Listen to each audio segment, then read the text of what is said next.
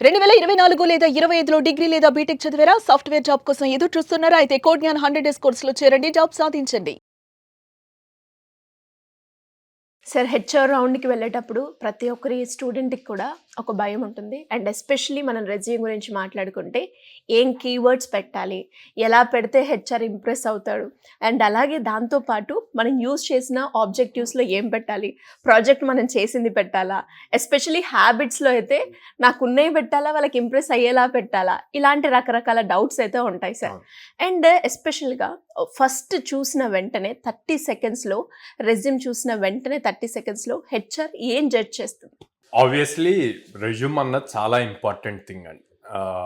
అంటే మీకు జాబ్ రావటానికి 70-80% of key role resume play చేస్తుంది. ఎందుకు అంటే హెచ్ఆర్ దగ్గరికి మీకన్నా ముందు మీ రెజ్యూమ్ వస్తుంది.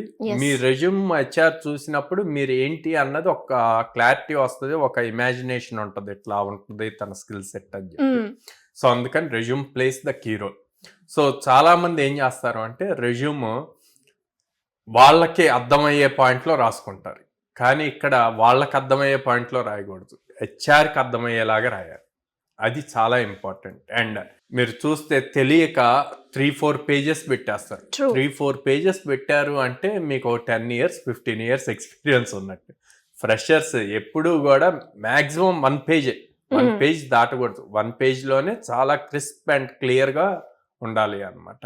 అలా రెజ్యూమ్ బిల్డ్ చేస్తే హెచ్ఆర్ ఒకసారి మీ రెజ్యూమ్ తీసుకొని చూసినప్పుడు ఫస్ట్ 5-10 సెకండ్స్లో అసలు ఆ రెజ్యూమ్ నీట్గా క్లియర్గా ఉందా లేదా అన్నది చూస్తారు. సెకండ్ పాయింట్, జాబ్ డిస్క్రిప్షన్ ఉంటుంది. ఆ జాబ్ డిస్క్రిప్షన్కి తగ్గట్టు మీ ప్రొఫైల్ మ్యాచ్ అవుతుందా లేదా అన్నది చూస్తారు. చాలామంది చేసే మిస్టేక్, ఆ జాబ్ డిస్క్రిప్షన్లో ఏం స్కిల్ సెట్ అడిగారో చూడకుండా రెజ్యూమ్స్ పంపించేస్తారు. అక్కడే రిజెక్షన్స్ అయిపోతాయి అన్నమాట. తర్వాత థర్డ్, ఇది మీరు ఏ టైప్ ఆఫ్ ప్రాజెక్ట్స్ బిల్డ్ చేశారు ఆర్ మీ ప్రాక్టికల్ ఎక్స్పోజర్ ఏముంది అన్నది అందులో మెన్షన్ చేశారా లేదా అన్నవి ఈ ఫస్ట్ 30 సెకండ్స్ రెజ్యూమ్ చూడంగానే ఓవర్ వ్యూలో అవే చెక్ చేస్తారు. ఆ తర్వాతే ఇన్ డీటెయిల్డ్గా ఏమున్నాయి అన్నది చూస్తారు. అండ్ మిమ్మల్ని ఇంటర్వ్యూ చేస్తూ ప్యారల్గా చదువుతూ దాంట్లో ఇన్ డెప్త్ స్కిల్స్ అడుగుతూ ఉంటారు.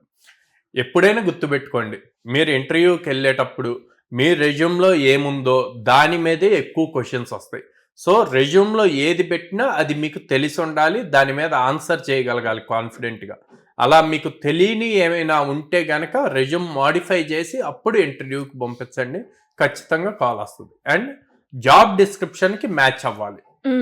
జాబ్ డిస్క్రిప్షన్ మ్యాచ్ అవ్వకుండా ఫ్రెషర్ కదా, ఇప్పుడు పైథాన్ ఫ్రెషర్ రోల్ అని చెప్పిస్తారండి. ఇచ్చినప్పుడు నీకు పైథాన్ రాదు కానీ ఫ్రెషర్ అని ఇచ్చారు కదా, ఒక ఛాన్స్ వస్తుందిలే చూద్దామని చెప్పి పంపిస్తారు.